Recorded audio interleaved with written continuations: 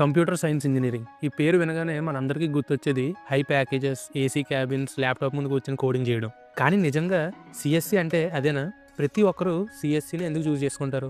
ఈరోజు ఈ వీడియోలో సిఎస్సి తీసుకుంటే అందులో ఏవే ఉంటాయి, సిలబస్ ఎలా ఉంటుంది, ఫ్యూచర్ స్కోప్ ఏంటో, అండ్ మోస్ట్ ఇంపార్టెంట్లీ ఇది మీకు సెట్ అవుతుందా లేదా అనే విషయాల మీద కంప్లీట్ క్లారిటీ అయితే ఇస్తాను. సో వీడియో ఎండ్ వరకు చూడండి, మీకు సిఎస్సి మీద ఉన్న కన్ఫ్యూజన్ మొత్తం పోతుంది. ఫస్ట్ సిలబస్ గురించి మాట్లాడుకుందాం. చాలామంది నాకు కంప్యూటర్స్ అంటే ఇష్టం అని జాయిన్ అవుతూ ఉంటారు. కానీ సిఎస్సి అంటే కేవలం కంప్యూటర్స్ వాడడమే కాదు, కంప్యూటర్స్ ఎలా పనిచేస్తాయి అనే లాజిక్ని మనం అర్థం చేసుకోవడం అండ్ అర్థం చేసుకున్న దాన్ని బట్టి కొత్త సాఫ్ట్వేర్స్ని బిల్డ్ చేయడం. సో ఇందులో కొన్ని సబ్జెక్ట్స్ గురించి మనం చూసుకుంటే ప్రోగ్రామింగ్ లాంగ్వేజెస్ లైక్ సి++, జావా, పైథాన్ లాంటి లాంగ్వేజెస్తో మొదలు పెడతారు. ఇది ఒక కొత్త భాష నేర్చుకున్నట్టే. నెక్స్ట్ వచ్చేసి డేటా స్ట్రక్చర్స్ అండ్ ఆల్గోరిథమ్స్. ఇది చాలా ఇంపార్టెంట్.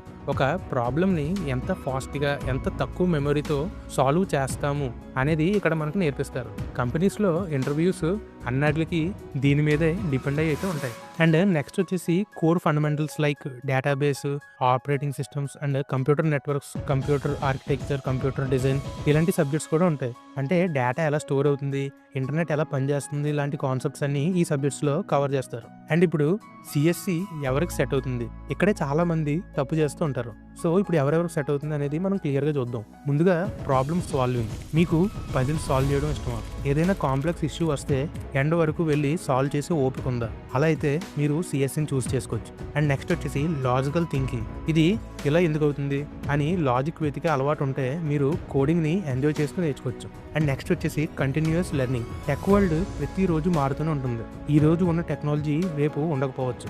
సో లైఫ్ లాంగ్ నేర్చుకునే మైండ్ సెట్ ఉన్న వాళ్ళకి ఇది పర్ఫెక్ట్ ఫీల్డ్.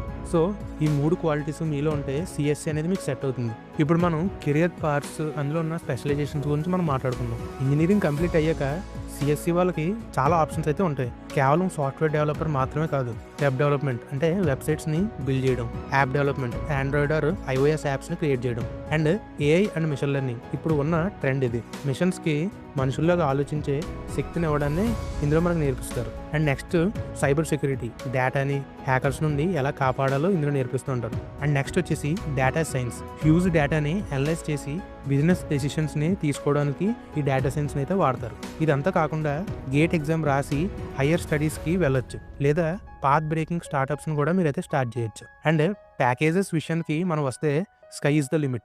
4 LPA నుండి 50 LPA పైన తీసుకునే వాళ్ళు కూడా ఈ ఫీల్డ్లో అయితే ఉన్నారు. కానీ గుర్తుపెట్టుకోండి, కాలేజ్కి వెళ్ళగానే మీకైతే ప్యాకేజ్ రాదు. మీరు చేసే కోడింగ్ ప్రాక్టీస్, మీరు బిల్డ్ చేసే ప్రాజెక్ట్స్ మీదే మీ శాలరీ అనేది డిపెండ్ అయి ఉంటుంది. మీరు ఈ ఫీల్డ్లో వర్క్ చేస్తే మీకు స్క్రీన్ టైం అనేది చాలా ఎక్కువ ఉంటుంది. అండ్ మెంటల్ స్ట్రెస్ కొంచెం ఎక్కువ ఉండొచ్చు డెడ్ లైన్స్ ఉన్నప్పుడు. So physical fitness and mental health balance చేయడం కూడా మీరైతే నేర్చుకోవాలి. సో ఫైనల్గా సిఎస్సి తీసుకోవాలా అంటే మీరు కేవలం డబ్బు కోసం చూస్ చేసుకుంటే తొందరగా బోర్ ఫీల్ అవుతారు. ఫ్రస్ట్రేట్ అయ్యే ఛాన్సెస్ కూడా ఎక్కువ ఉంటుంది.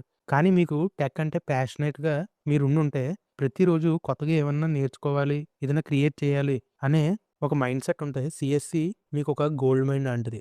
ఏమీ తెలియకపోయినా పర్లేదు, ఇంట్రెస్ట్ ఉంటే చాలు. బేసిక్స్ నుండి కాలేజ్ వాళ్ళు చెప్తారు. సో మీకు నేర్చుకునే మైండ్ సెట్ అయితే ఉండాలంతే. ఐ హోప్ ఈ వీడియోతో మీకు ఒక క్లియర్ ఐడియా వచ్చిందని అనుకుంటున్నాను. ఇంకా ఏమైనా డౌట్స్ ఉంటే కింద కామెంట్స్లో చెప్పండి. And all the best for your BTech journey.